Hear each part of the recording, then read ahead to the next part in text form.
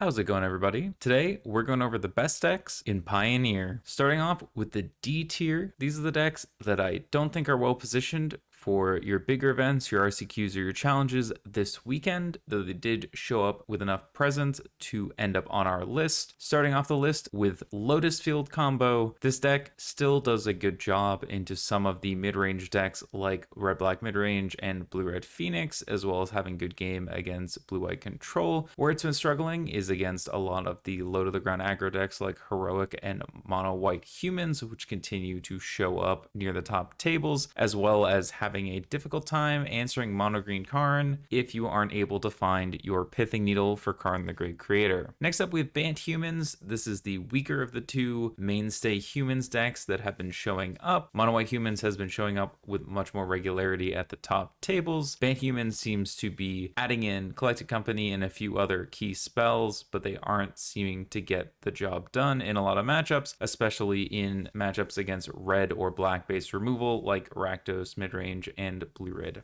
Phoenix. Last up, we have Monoblue Spirits. Generally, for a long time, this was the best of the Spirits decks, but as we've been seeing lately, the Mono-Blue deck doesn't have quite the same resilience against some of the removal-heavy decks, so a different Spirit deck has moved ahead of it, although Monoblue Spirits still has a strong matchup into Mono Green Karn, and that is a big reason that it will continue to see play, even if the rest of its matchups aren't great. Next up, we're going to jump right to the S tier. This week we have a single S tier deck. It put up a ton of top finishes in the challenges this week, putting up more than double any other deck, and that deck is Ractos Midrange. This deck has continually been a all-star in Pioneer for the last few months. Its major weakness in Mono Green Karn continues to getting a little better. However, you do still have close matchups against other things like Blue-Red Phoenix or Lotus Field, generally unfavored in both, but where you shine is against all of the aggro decks and low-to-the-ground creature decks, where you can trade 1-for-1 or 2-for-1 and eventually take over in the mid-game.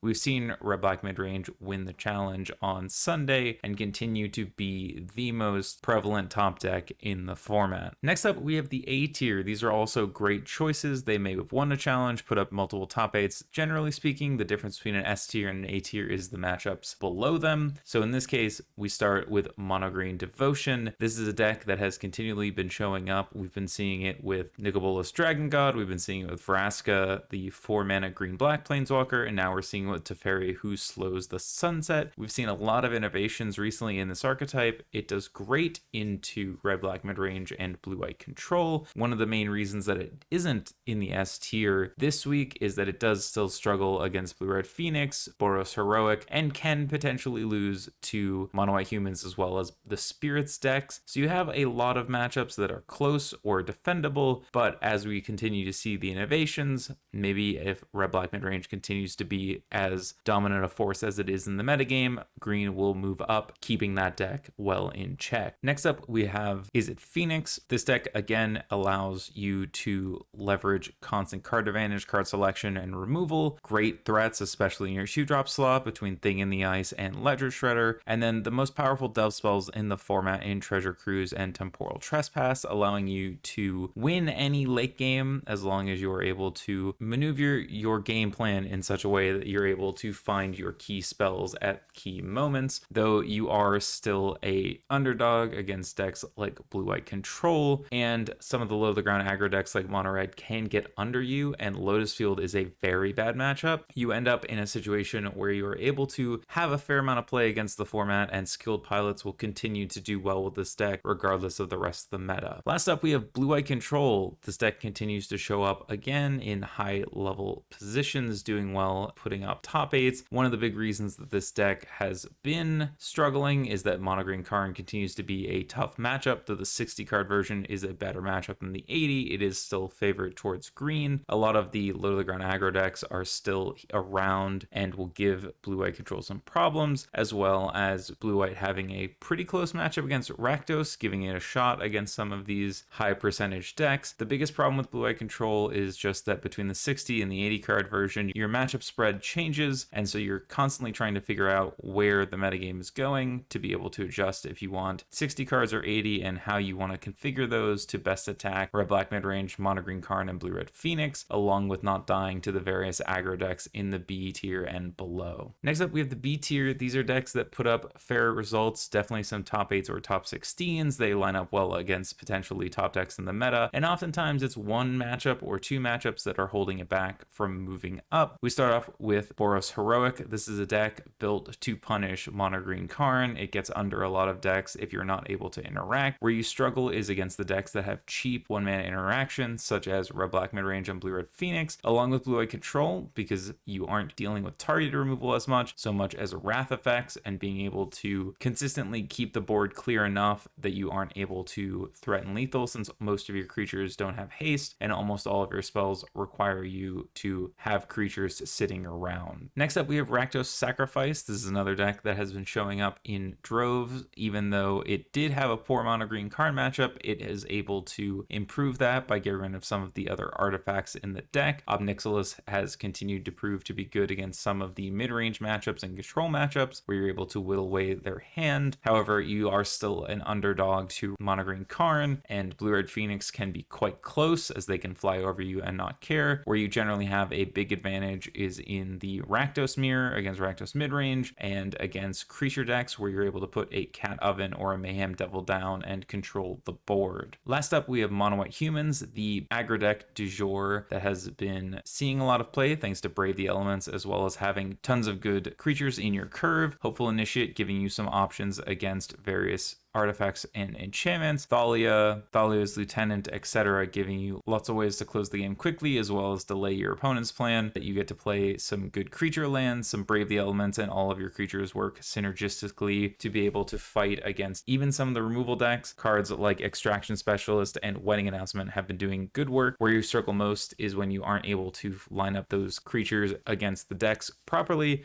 as you have no real filtering or ability to affect your draws, and decks like mono green Karn and Ractos and blue red Phoenix can still kill you. Last up, we have the C tier. These are decks that sort of bridge the gap between the D tier, F and M tier, and the upper tier. They will show up in some numbers, generally more in the prelims than the challenges, and I wouldn't expect them to be top contenders, but you certainly need to know about these decks and how to interact with them to do well at your upcoming events. First up, we have Mono Red. We've seen Mono Red Burn and Mono Red Embercleave. Cleave has started to pick up a little bit in recent weeks as a means to attack some of the decks that otherwise could block rather profitably, such as Mono Green Karn. However, Mono Red still is going to struggle against the various Ractos decks that are able to gain enough life, interact with your creatures, and keep your planeswalkers off the board. Last up, we have Bant Spirits, which is the better finishing Spirits deck this week. We found that Skyclave Apparition actually does a good job of helping answer some problematic permanents, and the interactive elements of mono blue are kind of countered by the cheap interactive nature of Ractos midrange and blue red Phoenix, whereas Bant Spirits is able to use things like Collected Company and Spell Queller to try and tempo out opponents, especially those that aren't using removal like mono green, and against the decks that are using removal, having more access to things like Selfless Spirit, etc., and Extraction Specialist especially give you a lot more game in these matchups that Monoblue Spirits have been struggling with. So that's the tier list for this week. Be sure to like and subscribe. Thank you all for watching.